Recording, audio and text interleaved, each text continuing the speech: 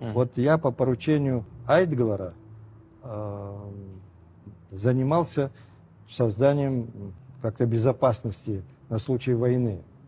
И тогда мы создали, да, и даже у меня было право не докладывать, чтобы это все было засекречено, не докладывать о результатах Айтглара.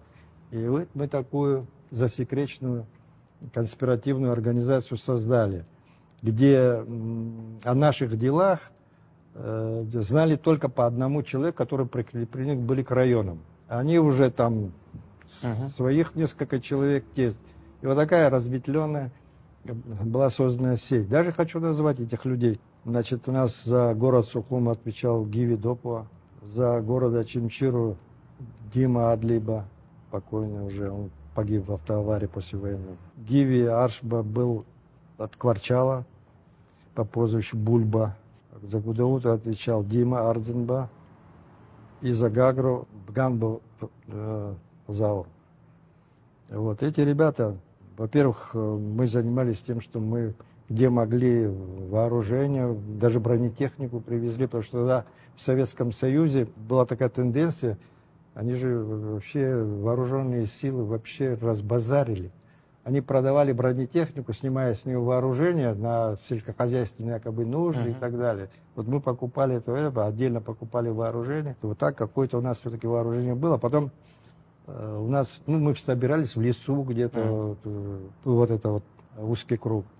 И мы выстроили систему такую, что я первый выступил по телевидению, когда война началась, я по телевидению тогда сказал, обратился к командирам, вы знаете, куда идти, что делать, собирайтесь и ждите команды, не ввязывайтесь в боестолкновение. Можно уточнить, вот для наших зрителей, все-таки здесь подходит цитата «Хочешь мира, готовься к войне». Ну, готовились, да. И важно уточнить, планировалось ли использование всего этого с нашей стороны, то есть инициативу брать в свои руки? Или вы рассчитывали так, то, что если все пройдет... Нет, ну мы... Вот тогда все, что из Южной Осетии, там стояла вертолетная часть, мы Нурсы закупили, привезли. Вот. Ну, не в большом количестве все-таки. Ну, все это было несоизмеримо с тем, что было в Закавказском военном округе, вы же понимаете. И у нас был план. Ну, во-первых, когда распался Советский Союз, здесь стоял 8-й полк. Этот 8-й полк распустили и должны и вывели из Абхазии, но мы сделали так, чтобы вооружение здесь осталось.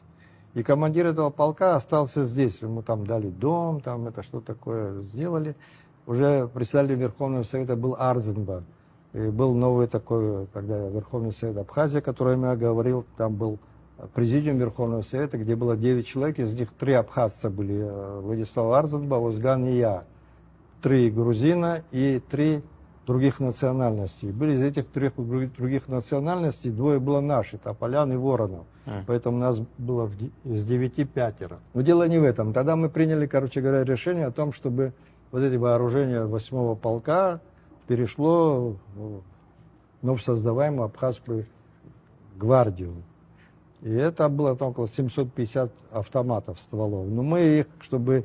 Тогда же все-таки еще здесь такая ситуация была, и грузины вооружались и так далее, мы в основную часть в Кварчал переправили. И у нас еще был план на случай войны захватить оружие из Гудауцкой военной части. Мы вот Айтглара, мы уже готовились, даже учения проводили на случай войны, как эвакуировать там наши документацию и все прочее. У нас была выбрана, значит, машина грузовая, водитель, который был представлен. Было распределено, что в случае войны женщины собирают все это самое, а мужчины собираются у Айтглара, и им дают команду и отправляют их туда, где 8-й полк на Гумисте. Мы, Айтглара, тогда вот создали дружины такие вооруженные, которые на ключевых развязках стояли. Мы уже им дали эти вооружения, которые забрали из 8-го полка, о чем я вам говорил. Вот. И даже формы мы помогали там всячески. Вот на базе 8-го полка создали Абхазскую гвардию. Они дислоцировались там, Вот. Начальником штаба был Гиви Агрба, хотя командиром был бывший командир 8-го полка Климов такой. Это же все законно было, как я Всё знаю. Верховным Советом, Да. когда вывели 8-й полк, было распоряжение Верховного Совета о переподчинении и создании на его базе вот этой гвардии, вооружили и так далее, они вот этим занимались. А мы Айтглера там помогали им одеждами, там, формами, там, включая вопросы гигиены и прочее, ну, поддерживали как могли.